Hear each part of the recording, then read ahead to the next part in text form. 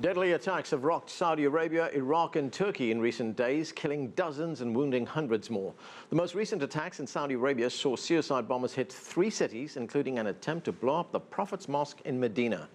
With the latest on the bombings, we're joined now by CCTV's Adel El-Makrouki from Cairo. And Adel, these bombings, 3 bombings across Saudi Arabia, what do we know about these attacks?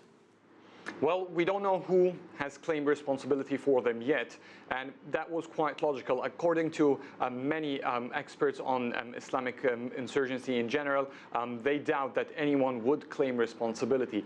They believe if anyone did claim the responsibility for such an attacks, they would basically be opening fire from the entire Islamic world upon them. So from their expectations will remain in that regards. We're talking about a coordinated attack in 3 different cities. The most shocking of them, despite relative injuries, were quite limited to just killing 4 security officers, but it was that in Medina, the 2nd most holy Islamic site in the world after Mecca. It's where the Prophet Muhammad is buried, and this is where the entire Islamic world were quite amazed that anyone would dare to conduct any kind of terrorist attack around the vicinity. So this is what the Kingdom of Saudi Arabia is trying to deal with, and they're going on to the Hajj season, so they're expecting about 2.5 million people from across the world to be in Mecca and Medina in just 2 months.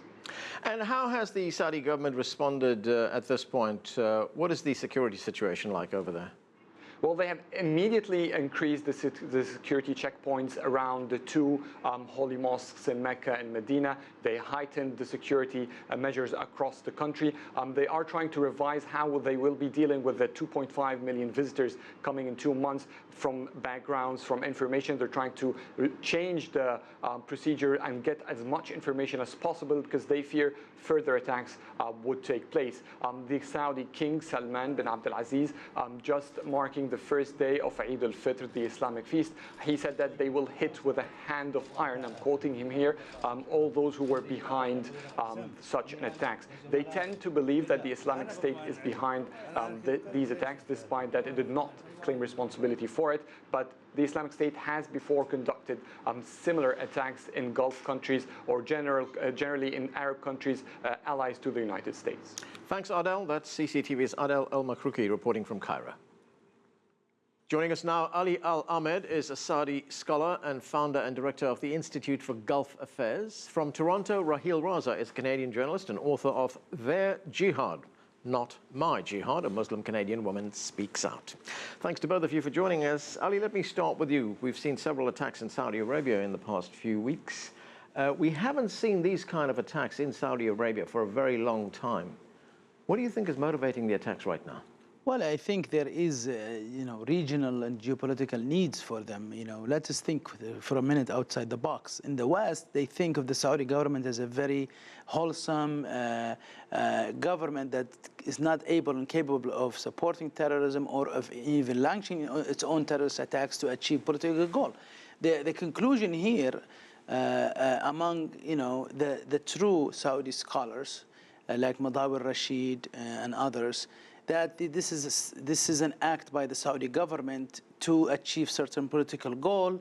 ISIS is having both horrific attacks around the world and losing. So the Saudi government feels the need to put itself in the column of the victims, like Orlando shooting, the San Bernardino, the Istanbul attack. Just wait a minute. Are you saying the Saudi Arabian government is behind these attacks? It looks very, very, very suspicious that they are, because if you look at the attack, but we've seen no evidence, right? No, but it's very hard to give you solid evidence. Yeah. But I know in my research, which will hopefully be published in the next few months, that the Saudi government has funded and sent members of Saudi nationals to join ISIS. They have allowed people to raise money for ISIS without any problem. Right. So this is to show you that the governments in the region are capable of doing anything. And I think for a suicide bomber to go to the former U.S. consulate in Jeddah at 2 a.m. in the morning where there's no one and bomb himself in the middle of the street,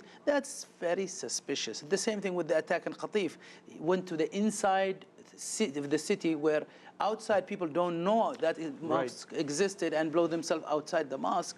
That is very suspicious. Okay, that goes directly to my next question, which I want to pose to Raheel. And this might be a bit confusing to people, Raheel, and I hope you can shed some light on it. So we have certain individuals, perhaps certain parts of the clergy in Saudi Arabia, who are financing terrorists, we are told. They're also exporting this particular radical brand of Islam known as Wahhabism. If that is the case, why are the terrorists now turning on Saudi Arabia? Well, with due respect to my friend Ali, who of course is a scholar, and I respectfully disagree, first of all, let me say that this Ramadan was the bloodiest in my lifetime, and that's many, many years.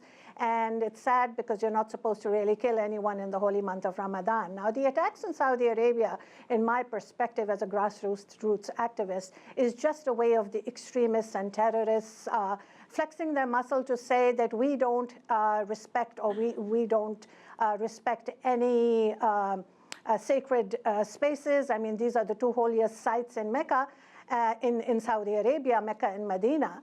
And this is their way of creating confusion among the Muslims, because the Muslims did get confused. Now, Saudi Arabia, as you have just said, has been the exporter of the Wahhabi Salafi ideology for over 30 years.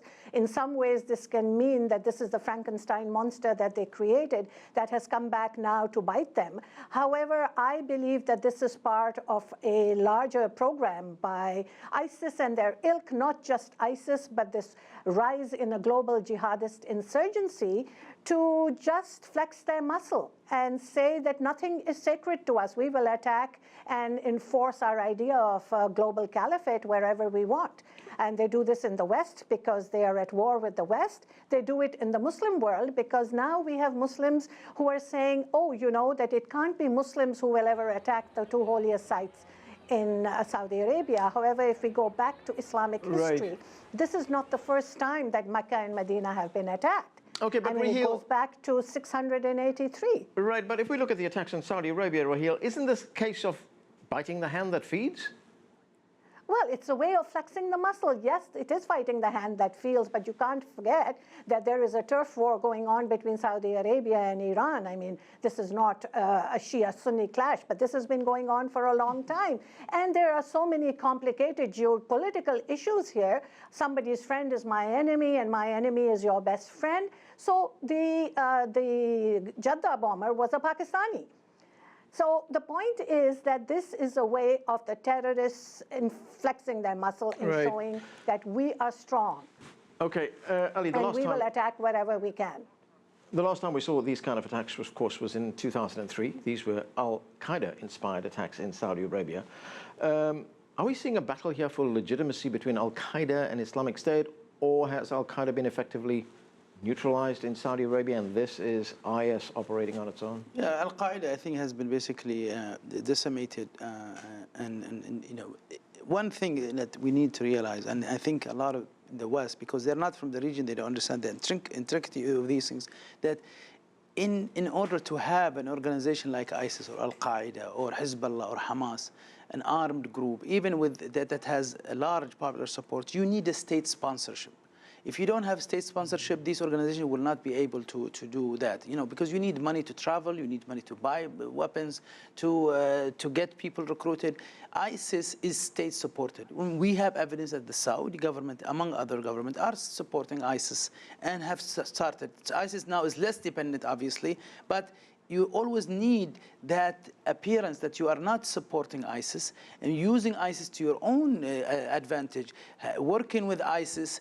If ISIS was really against the Saudi monarchy, why haven't they tried to kill a single Saudi prince? There are thousands of Saudi princes around the country, and they're easily accessible. They are walking on the street. They haven't tried to do that, and that would have been great advantage for them.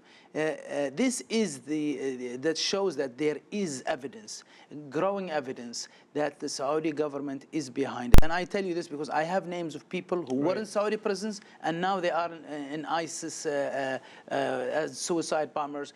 People who raise money for ISIS are Saudi government. The Saudi crown prince, who was the deputy crown prince, who was here a few weeks ago, was meeting a few weeks before with an ISIS ideologue and smiling, and we published that actually on our website. So it's not, really what's happening here is this is a management of terrorism that serves the government of Saudi Arabia or people within that government, namely the Saudi Minister of the Interior, who finds himself marginalized by the United States in favor of his cousin, who's supposed to be his deputy, but now has been promoted to become the next king in Saudi Arabia by the Americans. But Ali, let me ask you a question. This may very well be the case in Saudi Arabia, and you are the expert on that.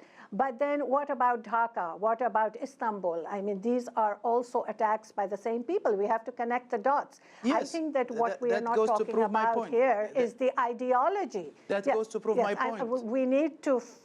To have that reach and global reach, you need state sponsorship that has a lot of money behind it, and that has an ideology that's well funded, and also you need a budget for that. The reason that ISIS is able to recruit British and German and Bengalis and Malaysians and others is not because it's not a private enterprise. It's a state-sponsored enterprise that by the Saudis. And like I said, we will have a report detailing the names and as much as we know, obviously. Raheel, I'd like to get your view on... But would you not agree? Yes. I want to get your view on one theory, and this is a theory that's been reported in the New York Times, which says that what we're seeing in Saudi Arabia right now is an ideological fight between Islamic State and the Saudi Arabian leadership over whose model for Islamic statehood is correct, and that these latest blasts, according to the Times report, is the jihadists' biggest criticism of the Saudi state. Do you think there's any validity to that? There may be some validity to that, but the fact that this is an ideological war, yes, is very true. It goes back a long way, and it is spread all over the globe. It is not just ISIS. Even if you take ISIS out of the mix, even if ISIS was destroyed, even if ISIS was not there, that ideology, which has infected the minds of radicalized Muslims like a virus, like a cancer, still exists. And if it's not them, it will be someone else. So when we talk about the attacks, we have to take into consideration this ideology of violence, of tyranny, of hegemony over the world, and that has spread all over. They have different names, but it's like the head of a snake. If you keep on attacking it, and it'll keep on popping up in different places, in different forms, under different names. And this is where the Muslim world, I think, has failed to address this ideology. And I want to specifically mention the fact that yesterday was Eid, and we called it Black Eid because we were not celebrating, we were commemorating. And I would have liked to have seen at least a quarter of 1.6 billion Muslims come out on the streets in mass protest against the bombing of the holiest sites in Islam. But we didn't see that happen. Okay, we're going to have to leave it there. So there is definitely a problem there. Great. Thanks to both of you for joining us.